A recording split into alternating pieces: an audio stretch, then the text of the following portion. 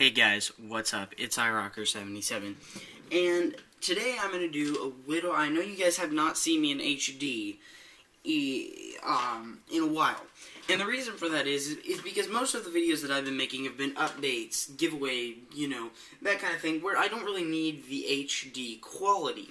Now, if I'm talking about something that's not necessarily going to be some kind of, product review, then I'm still going to do it in HD, okay? So let's get started.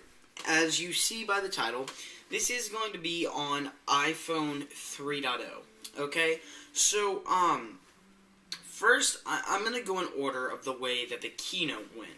And the keynote was on March 17th, and so I'm kind of going to go over my thoughts, what I think about the things they said, what other things I think might be coming, the things I think are most useful, etc. So let's get started. So the first thing is they were talking about over 1,000 new APIs. I'm not going to get into what the new APIs are or any of that, but what I am going to say is this. The new APIs are going to allow developers to have more capability for the quality of their applications, okay? Now, the two big ones, I know I said I wasn't going to mention any, but the two big ones, which have to do with a lot of things, not just the APIs necessarily, are, well, I guess the first one is in-app purchase, which basically means that if you want to buy something in the game or in the application, then you don't have to go buy a whole nother application, you just have to buy it inside the application. The nice thing about that is that it's all still done through the iTunes App Store. The next thing is push notification. This looks really great, and at first, back at the keynote for iPhone 2.0 and the release of the iPhone 3G, they talked a lot about push notification, and that they were going to have that by the end of the year. Well, they said that a lot of developers came to them with ideas on how they were going to use the push notification that they had never thought up. Well, here's my view on that. At first, I was like, BS, that's stupid, you should have had it a year ago. But then they had some app developers coming up, and a few of them were using the push notification service. And once I saw the way they were using it, it made a lot more sense towards what Apple was saying. And I think that it is worth the wait. And the push notification is going to be very nice. I'm a heavy IM user. I'm a heavy sports fan, and ESPN's coming out with an application that gives you a push notification for sports scores, and then, I'm sure once the push notification has an API, somebody's going to have some top quality IM application. Okay, so that's basically what I'm going to say about the new SDK and the new APIs. So now on to consumer features. If I miss one, that's probably because I don't think it's that important, because I don't have a list or anything. I'm just going to name. Alright, so first thing they mentioned, cut, copy, and paste. And I was watching John Rettinger's video on this, and I'm going to say the same thing he did. Freaking finally. Cut, copy, and paste. Everybody else has had that for years. Next thing. What else was there? Landscape keyboard in mail, notes, SMS, all that. Okay? Landscape keyboard, that's a really nice feature. MMS. Now, here's my view on MMS. I think that with the iPhone's capability, that's something very useful. But watch out for what AT&T or what your carrier is going to do about that, because I think, I'm not positive, but I have some weird feeling that some kind of texting charge is going to go up if you want that MMS.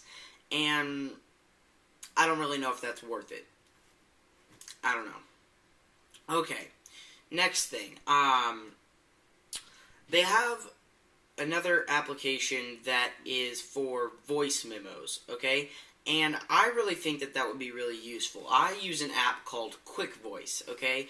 And it's a really useful application as far as recording things goes.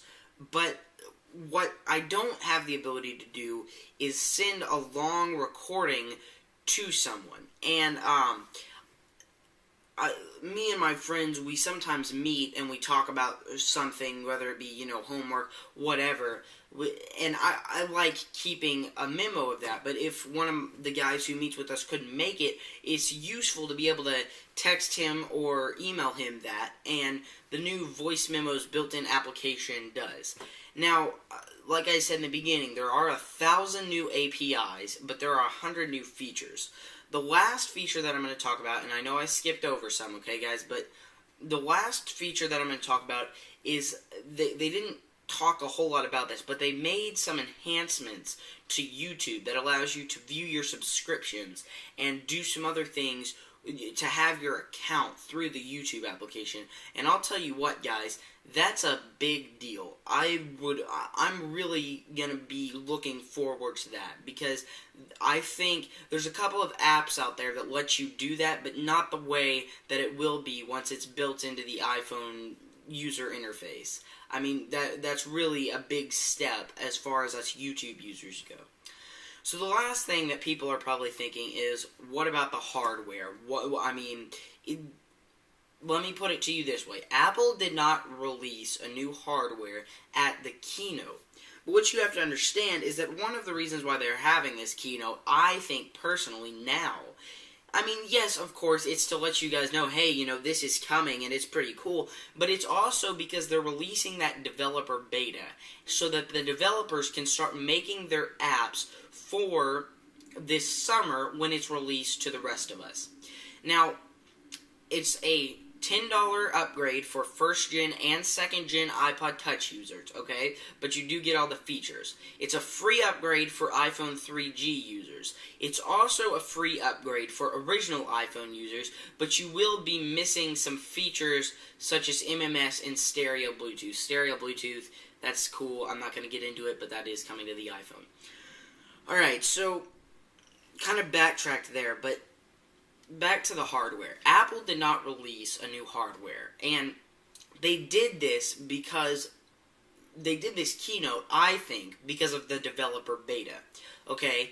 And so I think, in my mind, I'm thinking there's gonna be something else. It may not be another keynote, but there's going to be something else. And in my mind, you can't do it this early unless you're planning for something else. So I'm thinking maybe new hardware. I'm already saving up, guys. And, who knows? If it doesn't come out, then it doesn't come out. But the iPhone 3.0 overall looks very cool. You can go, if you go to www.apple.com, scroll to the bottom, they have 4 little tabs at the bottom. The far left one is an iPhone 3.0 thing, and you can go watch that hour-and-a-half keynote, which it was really an hour and a half of, I really enjoyed watching that. They have some really interesting stuff at that keynote. But guys, it's iRocker77, and I just wanted to talk a little bit about what I thought about iPhone 3.0 and let you guys know what's coming. Any leak of any kind of new hardware, and I will make a video, I will Twitter, so be sure to follow me on Twitter, guys. I'll keep you guys posted. So guys, music skins review coming, a lot of stuff coming, so stay tuned, and this has been the iPhone 3.0 feature overview, whatever. Peace out, guys.